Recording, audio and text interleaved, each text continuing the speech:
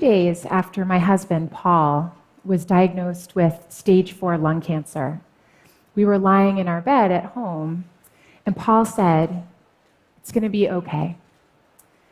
And I remember answering back, "Yes, we just don't know what okay means yet." Paul and I had met as first-year medical students at Yale. He was smart and kind and super funny.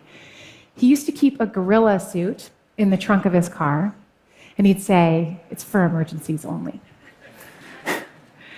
I fell in love with Paul as I watched the care he took with his patients. He stayed late talking with them, seeking to understand the experience of illness and not just its technicalities. He later told me he fell in love with me when he saw me cry over an EKG of a heart that had ceased beating. We didn't know it yet, but even in the heady days of young love, we were learning how to approach suffering together.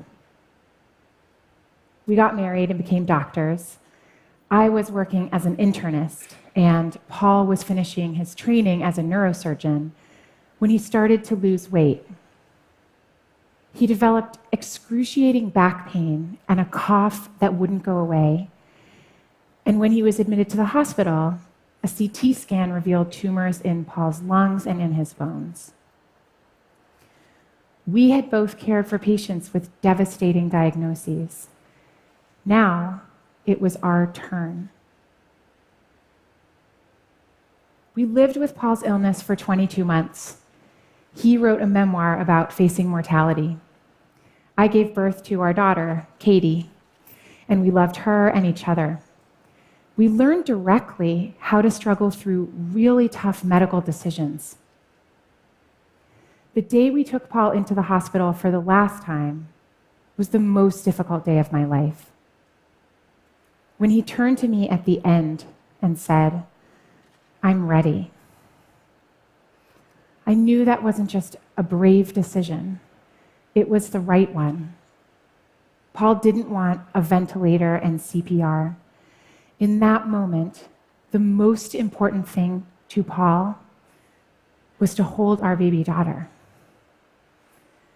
9 hours later, Paul died.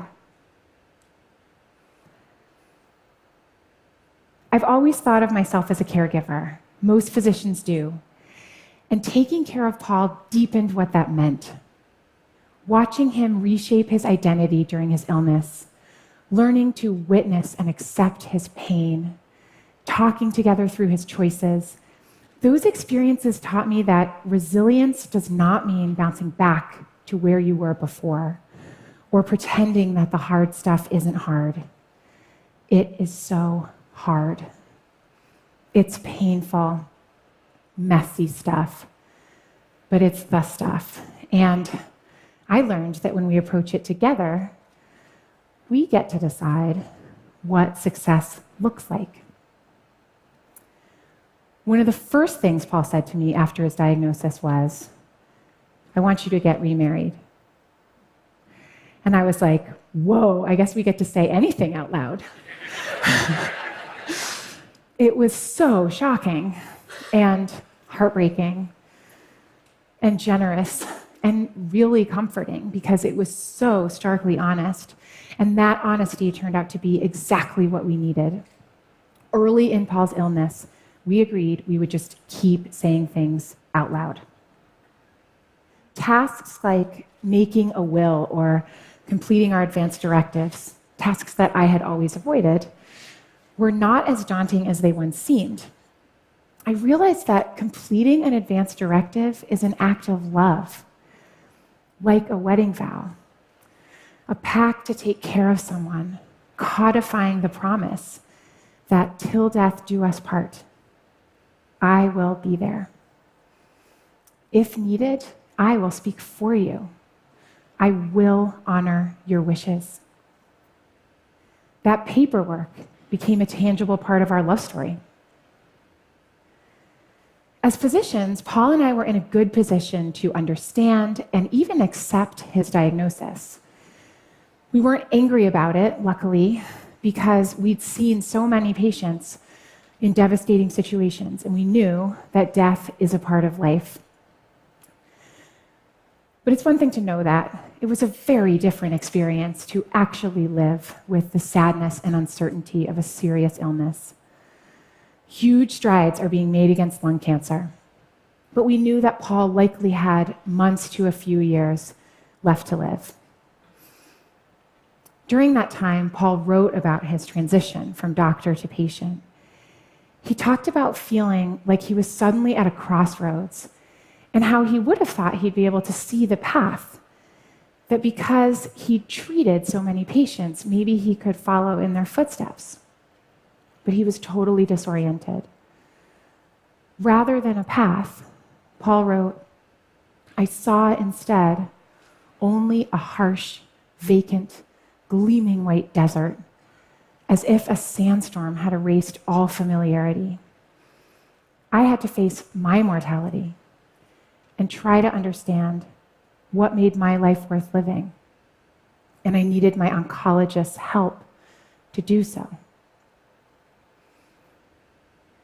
The clinicians taking care of Paul gave me an even deeper appreciation for my colleagues in healthcare. We have a tough job. We're responsible for helping patients have clarity around their prognoses and their treatment options. And that's never easy, but it's especially tough when you're dealing with potentially terminal illnesses like cancer. Some people don't want to know how long they have left. Others do. Either way, we never have those answers. Sometimes we substitute hope by emphasizing the best case scenario. In a survey of physicians, 55% said they painted a rosier picture than their honest opinion when describing a patient's prognosis. It's an instinct born out of kindness. But researchers have found that when people better understand the possible outcomes of an illness, they have less anxiety, greater ability to plan, and less trauma for their families. Families can struggle with those conversations, but for us, we also found that information immensely helpful with big decisions, most notably, whether to have a baby. Months to a few years meant Paul was not likely to see her grow up, but he had a good chance of being there for her birth and for the beginning of her life. I remember asking Paul if he thought having to say goodbye to a child would make dying even more painful. And his answer astounded me. He said, "Wouldn't it be great if it did?" And we did it. Not in order to spite cancer, but because we were learning that living fully means accepting suffering. Paul's oncologist tailored his chemo so he could continue working as a neurosurgeon, which initially we thought was totally impossible. When the cancer advanced and Paul shifted from surgery to writing, his palliative care doctor prescribed a stimulant medication so he could be more focused. They asked Paul about his priorities and his worries. They asked him what trade-offs he was willing to make. Those conversations are the best way to ensure that your healthcare matches your values. Paul joked that it's not like that birds and bees talk you have with your parents where you all get it over with as quickly as possible and then pretend it never happened. You revisit the conversation as things change. You keep saying things out loud. I'm forever grateful because Paul's clinicians felt that their job wasn't to try to give us answers they didn't have or only to try to fix things for us, but to counsel Paul through painful choices when his body was failing, but his will to live wasn't. Later, after Paul died, I received a dozen bouquets of flowers, but I sent just one to Paul's oncologist because she supported his goals and she helped him weigh his choices. She knew that living means more than just staying alive. A few weeks ago, a patient came into my clinic, a woman dealing with a serious chronic disease. And while we were talking about her life and her healthcare, she said, "I love my palliative care team. They taught me that it's okay to say no." Yeah, I thought, of course it is. But many patients don't feel that. Compassion and Choices did a study where they asked people about their healthcare preferences. And a lot of people started their answers with the words, "Well, if I had a choice, if I had a choice." And when I read that if, I understood better why 1 in 4 people receives excessive or unwanted medical treatment, or watches a family member receive excessive or unwanted medical treatment. It's not because doctors don't get it. We do. We understand the real psychological consequences on patients and their families. The thing is, we deal with them too. Half of critical care nurses and a quarter of ICU doctors have considered quitting their jobs because of distress over feeling that for some of their patients, they've provided care that didn't fit with the person's values. But doctors can't make sure your wishes are respected until they know what they are. Would you want to be on life support if it offered any chance of longer life? Are you most worried about the quality of that time rather than quantity? Both of those choices are thoughtful and brave. But for all of us, it's our choice. That's true at the end of life and for medical care throughout our lives. If you're pregnant, do you want genetic screening? Is a knee replacement right or not? Do you want to do dialysis in a clinic or at home? The answer is, it depends. What medical care will help you live the way you want to? I hope you remember that question the next time you face a decision in your healthcare. Remember that you always have a choice, and it is okay to say no to a treatment that's not right for you. There's a poem by W.S. Merwin, it's just 2 sentences long, that captures how I feel now.